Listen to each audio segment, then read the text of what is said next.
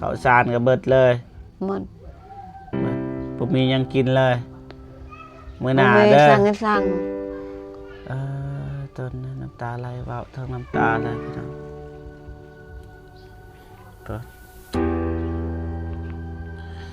คนเฒ่าอยู่คนเดียวนะมื้อหน้าเด้อมีเงินคำแล้วสิซื้อข้าวสารมาให้เด้อไม่ถามพูดมาบอกเลยน้ำตาไหลเขารู้สึกข้างในมันเว้ายังบ่ได้เว้ายังบอกเลยระบายทางน้ำตาอย่างเดียวสู้ๆเด้อต้น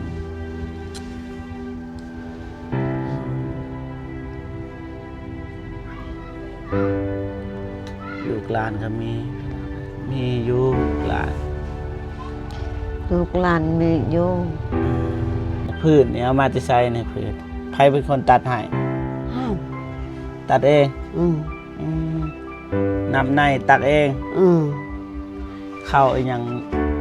ข้าวสารยังมีบ่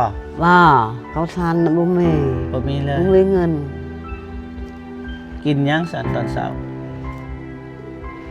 กินข้างบ่มีแนวเป็นอยู่คนเดียวถ้ามีก็ลำบากนะพี่น้องให้คิดภาพว่าเขาอยู่คนเดียวลำบากที่สุดเนาะนี่แหละคือสำคัญเขาอยากซอยคนเฒ่าคนที่แบบว่าพึ่งตัวเองบ่ค่อยได้พี่น้องก็จะไปซอยมาปลอซอยซื้อโปมให้1 ล้านปลายนั่นแหละประมาณต้นหมาอันติกแหวไปซอยโกด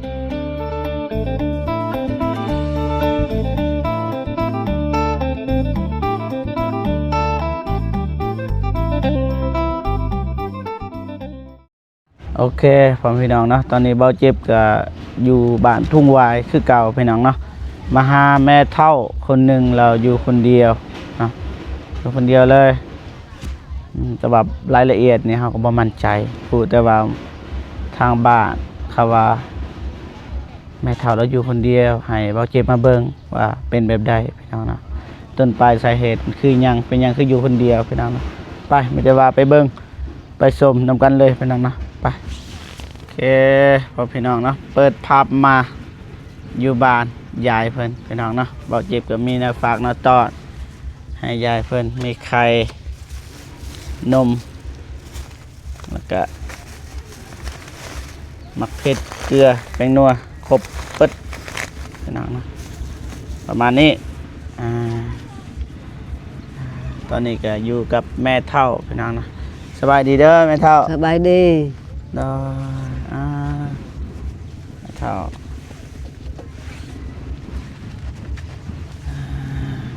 ขออนุญาตถามหน่อยแม่เฒ่าชื่อหยังชื่อเด้อ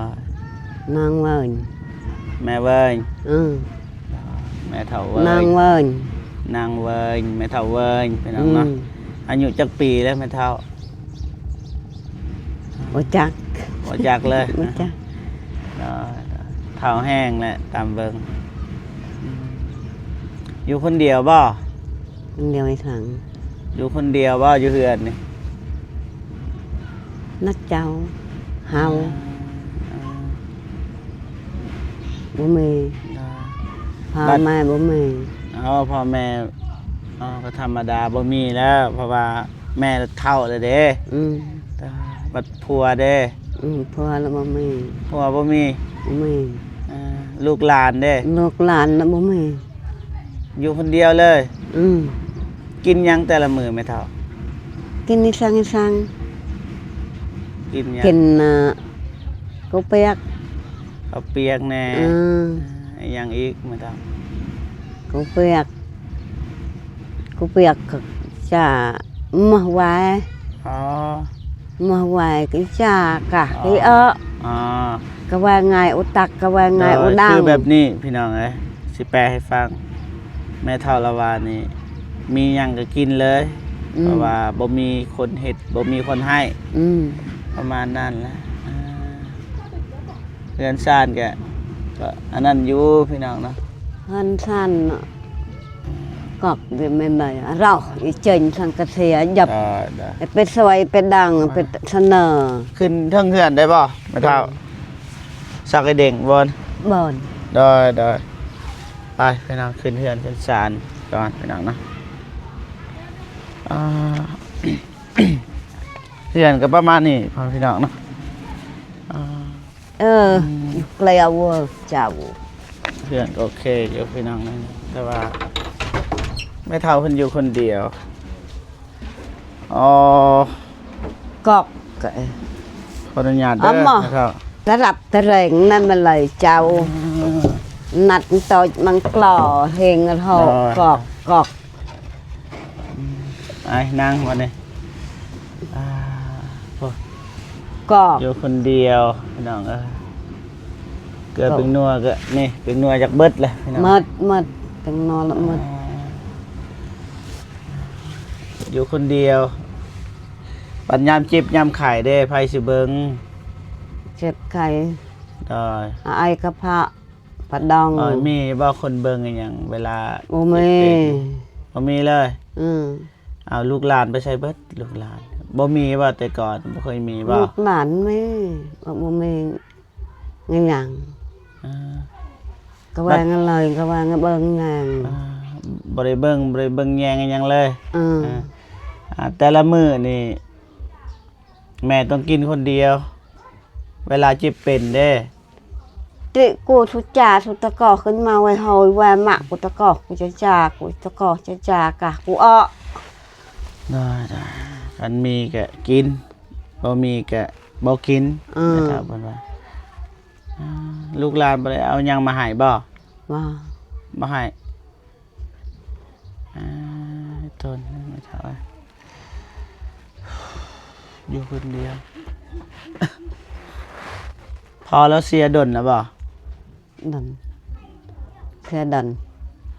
มานาญีเดญี อันนี้ อ่า โอ้แม่ บ่เดญี7 เด่น อืม ก็มาไก่เดินทางก็มาไก่ อ๋อ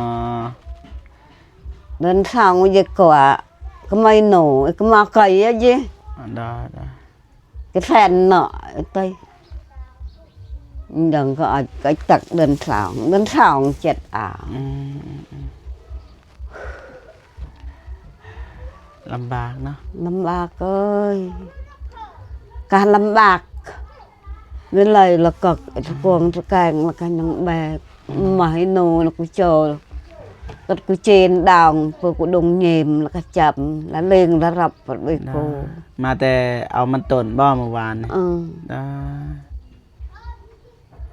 ở sa mình mà cô ở đạc đào mà cô dịch bèm mà các bạn mà dịch đào น้ำในก็ตักเอาเอง ừ บ่มีคนตักให้เลย ừ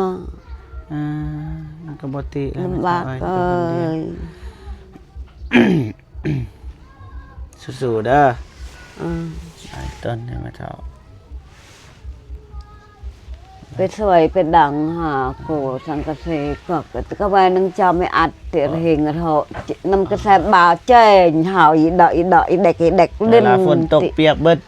เปียกก็จำไม่อัดติจ่า อ๋อ ก็ดอกมาหันตะรับพันปะแกรโกเขาไปจำเขาไปเฮา บ่เป็นเลยแปลงยังบ่เป็นคันเพก็เพเลยนะครับเฮ็ดจังได๋เด้บัดนี้เด้พี่น้อง ก็ไปมาจำกูตักกูแตง เฮ็ดหยังก็บ่ค่อยได้แล้ว อ่า ได้ยังบ่ค่อยได้แล้วเฒ่าแฮงตามแต่ก็นับถือใจเพิ่นอยู่คนเดียวได้พี่น้อง ก็ไอ้กะก็ว่างั้นเป็นเราก็กูดักกูกระแสกูเกลือบอ่าวเอี่ยม แนวกันว่า แนวกันฝนเห็นเบิดเลยโอ้เบิด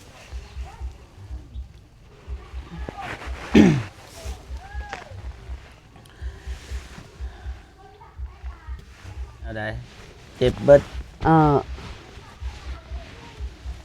กระดามาไอกระดามาไอกระดามาไอก็มัดมาสดกันยังบางกว่ากา บ่ค่อยเห็นมาตาบ่ค่อยเห็นมา มาบ่เห็น นี่แหละเวลาอยากเข็ดกินเห็นอยากพืชเนี่ยเอามาจะใส่ในพืชใครเป็นคนตัดให้ ห้าว ตัดเอง อืม อืมนำในตักเอง อืม ข้าวอีหยังข้าวสารยังมีบ่ ว่าเขาทานน่ะบ่มี บ่มีเลย บ่มีเงิน กินหยังสันตอนเช้า กินช่างบ่มีแนวกิน อยู่คนเดียวถ้ามีก็ลำบากนะพี่น้องให้คิดภาพว่า เอ คน อ เขา ลำบาก อยู่คนเดียว ลำบากที่สุด เนาะ เฮา ขออนุญาตถามในลูกของแม่นี่จักคนนับแต่ตอนนั้นน่ะนะมีคนอยู่หรือว่าคนเสียยังมีจักคนรวมทั้งหมด มาจัด มาจัดบาท 12 คน อืม ลูกนี่12 คน 12 อ่าคนนำอิดเด้ น้ำเอ็ดนะ โดย ป้าอุเสียตะเกียด โอ้เสียชีวิตนี่9 คน อืม ยังเหลือแต่3 คน บัด3 คนไปใส่3 คน 3คนหยุดพ้นอยู่นี่ไปบ้านนั้นเลย ยัง3 คน 2 คน3เนี่ยวันนั้นเลย พุ่นไปประเทศเวียดนามพุ่นคนหนึ่งยังเหลือ2 คนอยู่นี่ มันก็ว่างันดังก็ว่างันตะเรา ว้าวบ่ได้ลูกหลานบ่ได้มาหาเลย บ่ เออ ก็ว่างันอัดก็ว่างันบิดก็ว่างันปลางก็ว่างันปลาโรยเอาสมัยนั้นก็ว่างันก็ดังดังแล้วก็ยึดไม่โกยึดอายุก็จำติยึดก็ว่างันยึดดัง ยาละเป็นยัง ปาดหลังแล้วก็ว่างันดัง ดอยเป็นยังก็ยาละต้องหาเองสันบางทีลูกหลานก็บ่มีคือกันแต่ว่าดีแท้มันก็ฮับไปเรียกบ่เจ็บยังไงฮับไปเรียกเบิ่งแยงดูแลตอนแม่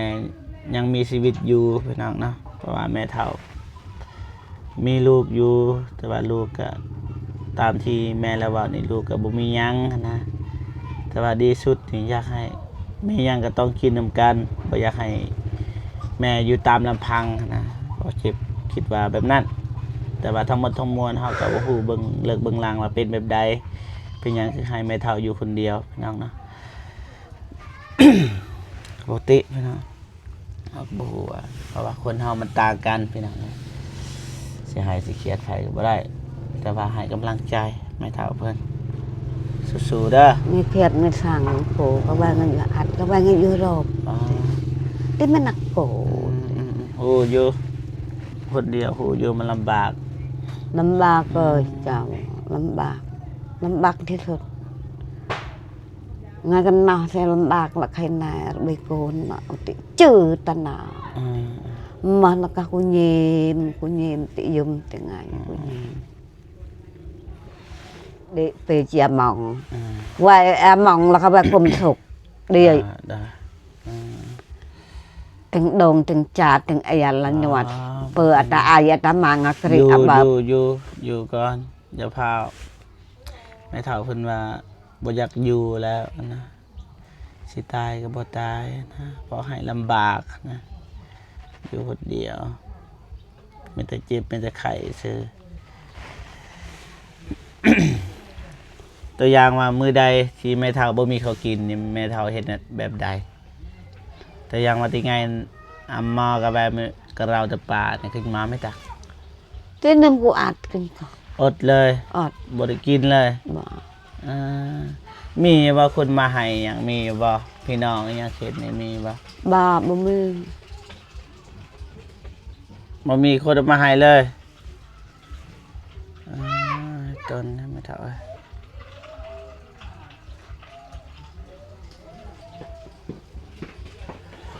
มีพี่น้องมีไงเกิดถาดจัดถึงห้าวก็ว่ามันเป็นเรา หนักสุดเลยพี่น้องเลย ก็ว่าไอ้ตอนนี้ลีลา อ๋อมีคนในต้นเลย อืม น้ำตาก็สิไหลเลยพี่น้องเลย ติดสิไหลเลยน้ำตา อ่าหลานเลี้ยงลูกหลานได้ แต่ว่าลูกเลี้ยงนะหลานเลี้ยงแม่พอได้พี่น้องเลยตายต้น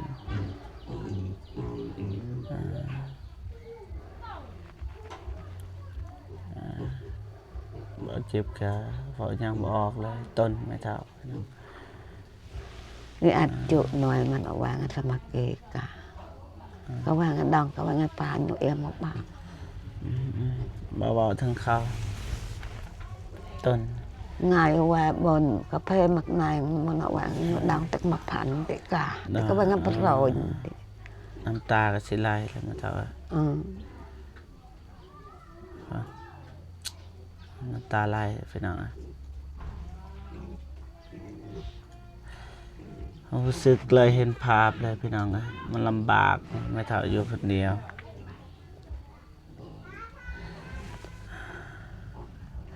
จักที่ซอยยังไม่เท่าข้าวสารยังมีบ่ บ้า บ่มีเลย จุดเลยน้ำว่าเขาสาร บ่มีเลย บ่มี ยูฮันก็บ่มี บ่มี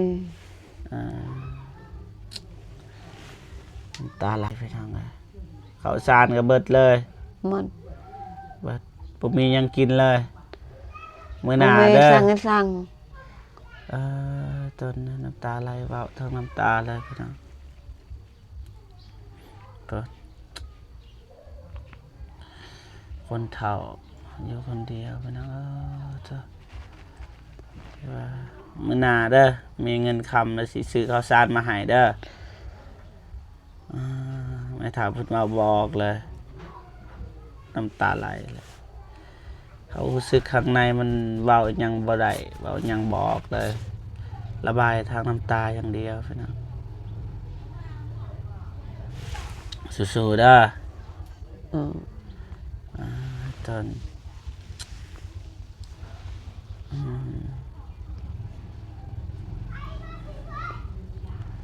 ลูกหลานก็มีพี่น้องมีอยู่ลูกหลาน ลูกหลานมีอยู่ บ่มีตอนก็วางกันปลอยก็เอง เขาไปต้นบ่ อืม ตายเสร็จขี้มูกไม่เท่าขี้มูกไหลเลยตาก็ไหล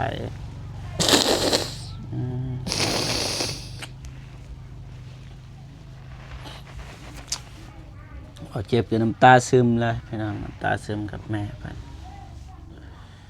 โอ้โหแม่เบาเจ็บมันจะเป็นแบบนี้ในบรรปลายชีวิตพี่น้อง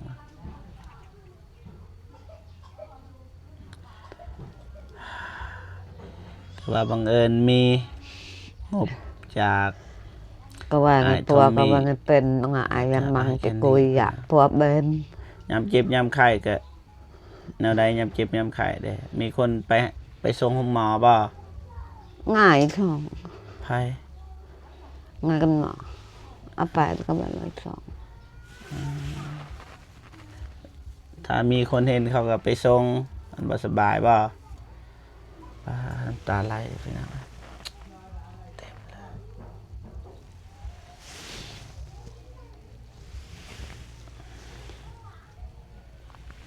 ยสู้ๆเด้อมีบ่เครื่องใส่หยัง บ้า ส่งเอา บ่มีกอกหน้าไม่เลยกอกมันจะรออะไรแปลกแตกกอกสุเป็นน่ะเอาละว่า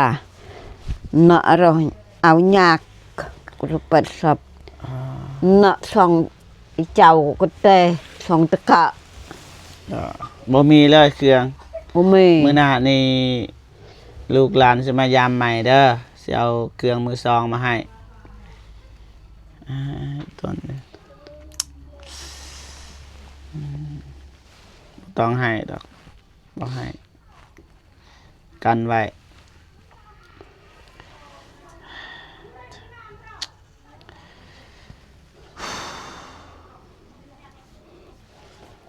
ลำบากรอยไม่จ่าตะป้าไม่เนาะตกมาเขาว่า เข้าใจ เครื่องประกอบแล้วก็แหวนมาหอย เข้าใจ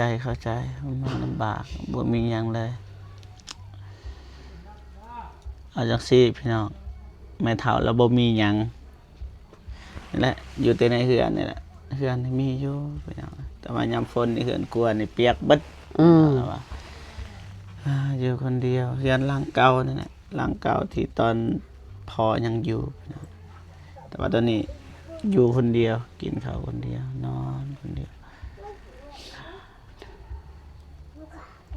tục đủ đỡ đánh nắc cô bị tục đánh nắc cô cả ba mà bị cho mà bà lạc บางเทื่อก็นอนอยู่นี่บ่ nó ai mang cái đỡ của chú một ยามเจ็บไข้มานอนอยู่นี่ แล้วก็ดังฝืน อัน ดัง นี้ ไฟ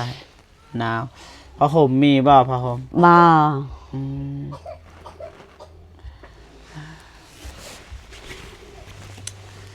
ผ้าห่มก็บ่มีบาดนี่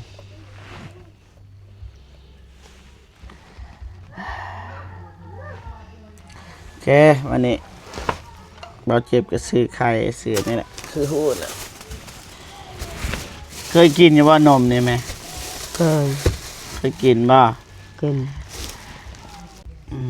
เอาดูเด้อ cọp chay ได้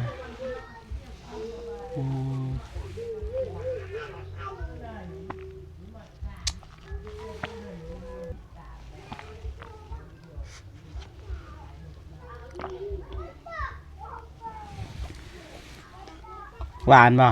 หวาน อ้าวเด้อน้องได้ cọp chay cháu ได้ kinh กินมีคนซื้อให้บ่แบบนี้ เคยเงิบไรดังอะไรกินน่ะ ca บ่เคยมีเลย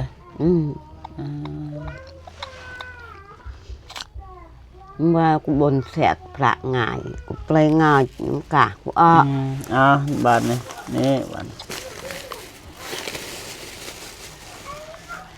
มักเผ็ดเด้อมักเผ็ด cọp chay แล้ว cháu มีเกลือนี่เป็นนัวอยู่ในนี่แหละนี่เป็นนัวได้น่าจะกินดนอยู่พี่น้องอยู่คนเดียวอันนี้เด้อนี่ไข่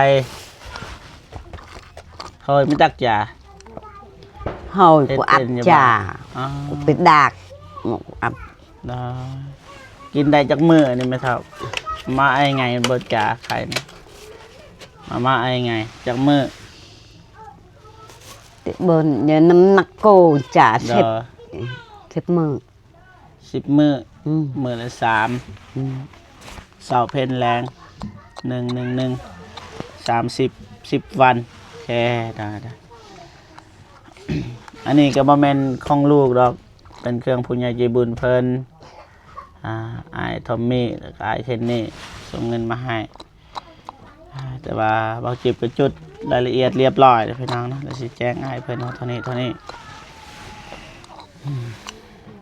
กินเบิดแล้ว มากะอย่าโกรธถกยากกะวันมาว่าแต่บนดังบนซอยเกิดอะไร นะ ก็ว่ามาตักว่าอีกอนในไม้แล้วกู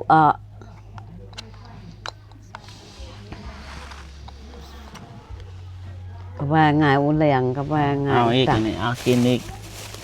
ยังบ่ บ่าบัน ดาว ป่าอย่างนี้แหละคือพูดนั่นแหละพี่น้องเราเจ็บกับบุหูสิทามยัง FC หรือว่าผู้ใหญ่ใจบุญนี่น่าสิเข้าใจว่าคนเฒ่าอยู่คนเดียว กินคนเดียวเฮ็ดกินคนเดียวคันบ่มีก็บ่กินแม่เพิ่นว่าคันมีก็กินบางทีก็มีคนทางอื่นเอามาให้ก็กินยามเจ็บไข้ได้ป่วยนี่แหละนอนอยู่นี่แหละปัวตัวเองปัวเองพี่น้องนะ พวกเอง น้ำท่าได้ตักเอาน้ำไผ่ อืม น้ำดื่มนี่ตักเอาน้ำไผ่ อืม ดากเองหน่อยจนมาไม่เย็ดดากเอามา ดักง่ายกูสุยิด คอนำคนอื่น ว่าดักเน็กมึงก็ว่าหน่อยกำมึงอ่ะเจ้า น้ำว่าไปบอนไปสวยอะโกมาปมดักเจ็ดปมดักทั้งไอ้เจ็ดที่ไอ้ยี่บอกมันก็ปมดักละเจ็ดคมว่าอันติกมันก็ว่าปมก็ว่าท่าเข้าใจแหละคุมหันมีแล้วมีที่ขุดไว้ในบ่อหันมีแต่ว่าจักหันเพแล้วก็เลยบ่มีน้ำก็เลยไปคอน้ำคนอื่นน่ะเดี๋ยวจะเปิดดักก็เน็กก็จะกลมดักเน็กมาเจ็ดอ่าวถ้าอันนี้มาปมดักละเจ็ดตื่นโอเคบันนี้ตัวนี้เอาไว้อยู่ในก่อนเด้อสิลงไปเบิ่งอันนั้นก่อนน้ำพี่น้องเพราะว่าน้ำแม่เราบ่มีลีไปพาไปเบิ่งกระจำว่าไปเบิ่งก่อนพี่น้องที่ต้นแม่เท้าย่างก็สิบ่ได้ท้อพี่น้องไอ้กระตัดกระดาะเจ็บพวกเขาจ้าไม่เท่าไรเจ้าก็สวยลีไม่เท่าน่ะ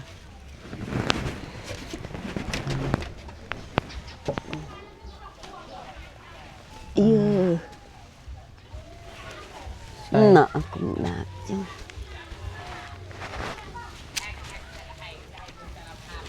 เอาปกโคตรแท้ไม่เท่าไรcái chầm mì พอได้ดอกไม่เท่าเจ้า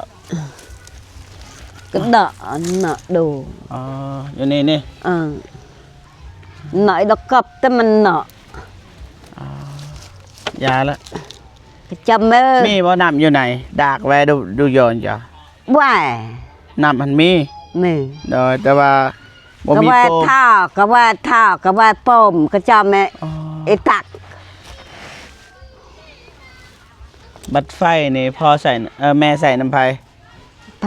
นี่มีว่าไฟมีตัวอย่างว่ามีโปมแล้วก็บ่มีสายไฟคือเก่าไปสายไฟไปใส่เบิดเลยหมดทรายละบ่มีทรายละน้ำหวานแล้วไปซอยทรายไอ้ดอยเด้อถ้าเบาจิบมีเงินพี่น้องเนาะถ้าว่ามีผู้ใหญ่ใจบุญอยากซอยซื้อโปมต้องซื้อทรายแล้วก็ซื้อทอมานำแบบนั้นพี่น้องทุกยากลำบากก็ไปโกละเย็ดดักง่ายกระจำกว่าเยินกระจำกูโดงแต่ไปเลาะตักน้ำเขาไอ้เด็กแหงคนเฒ่านี่เลาะไปตักไหนเขาเจ็บอธิบายเลยว่าลำบากสำใดพี่น้องเนาะเราเจ็บลำบากก็บ่ถึกแน่ให้ FC พ่อพี่น้องเบิ่งคนเฒ่าเลาะไปตักน้ำจากคนอื่นพี่น้องแต่ว่านี่มีอยู่บ่อนี่มีแต่ว่าจากกันเพและนับแต่ผัวของแม่เพิ่นเสียไปแต่เดือน2ปีนี้แล้วจนสิฮอดเดือน2แล้วนี่ก็เดือน12เดือนธันวาแล้วอีก2เดือนครบรอบ1ปีที่ผัวของแม่นี่จากไปพี่น้องนะ โอเคไม่แต่มื้อหน้านี่ลูกสิมาหาใหม่เด้อกุมอ้ายเห็นตุกก็อยู่กุมอ้ายมันก็ว่าดอแล้วก็ว่างั้นเราวัดโอ้นี่ดอกยังมือยังปะโจดักไอ้กุมอ้ายห้องน้ำห้องน้ำนี่ห้องน้ำอ้าวไปใส่เบิดฝาเนี่ยก็ว่าไงตักก็ว่าไงดัดก็ว่าน้องบ่าวนึกเจ้ยอยู่ทำไม่ได้กระแตกน้องเด็กกันจิอันไหนอะสแมนมันก็จับสแมนน่ะก็ดอกสแมนมันน่ะกระแตกกระแตห่าวอีได้อยู่ทำไปไม่เท่าเห็นแล้วไปมันบ่มีเลยบ่มีนะบ่มีน้ำก็มันก็เลยบ่ได้ทายอยู่นี่บ่ได้อาบอยู่นี่แต่เลาะจังซี่แหละเลาะอาบเลาะตักเขาพี่น้องนะพี่น้องเลยไปบ้านนี่ป่านี้แต่ก่อนปลูกผักนะนี่บ่ได้ปลูกเลยก็ว่ามันยังตักแต่งเอาเกล้าจีเนี่ยก็มาจีนี่ว่ามันตักเนาะพอเพิ่นเสียไปแม่ไปบ้านนี้ลูกสิกลับก่อนเด้อ แล้วแม่เด้อ Ờ. ลูกโจยเอา cho cho อ่า cho nó lo Đó. nhau cả lang đầm này ดอกสู้ๆเด้อสู้เด้ออย่าถอยอ่าโปมน้ำนี่บ่มีพี่น้องโปมน้ำถ้าซื้อโปมน้ำต้องซื้อท่อน้ำโปมลานปลายแล้วบ่เจ็บเคยซื้อให้น้องน้องโมพี่น้องนะอันนี้สบายเลยซื้อท่อซื้อสายไฟ เพราะว่าแม่เพิ่นเลาะไปตักทัวเลยพี่น้องนั่นแหละนี่แหละคือสำคัญเขาอยากซอยคนเฒ่าคนที่แบบว่าพึ่งตัวเองบ่ค่อยได้พี่น้อง cả về bẹt xoay mà bắt ซอย rồi ซื้อโปมให้1 ล้านปลายนี่แหละประมาณ cái mà anh tịch về bẹt xoay cô chân tịch cái về con đi giật cái về mà là cái về mà xoay mà đang mà bắt rồi ประมาณ cái về cái xoay cô chân mà nặng ประมาณนี้ไปบัดนี้ลูกกลับก่อนเด้อ แต่สิเมื่อพิจารณาเด้อมาตอนนี้จะเอาคืนมันนี่กลับก่อนเด้อเมื่อหน้าจิพอกันไหมเด้อสิหาเงินนี่แหละมาซื้อโปมเด้อซื้อโปมซื้อข้าวมาให้พี่น้องนะแต่ว่าสิเฮ็ดธุรกิจให้แม่เพิ่นก็บ่ได้พี่น้องเพิ่นแม่เพิ่นเฮ็ดบ่ได้ค้าขายก็บ่เป็นเพราะว่าเฒ่าแฮงเด้อไปกลับเด้อได้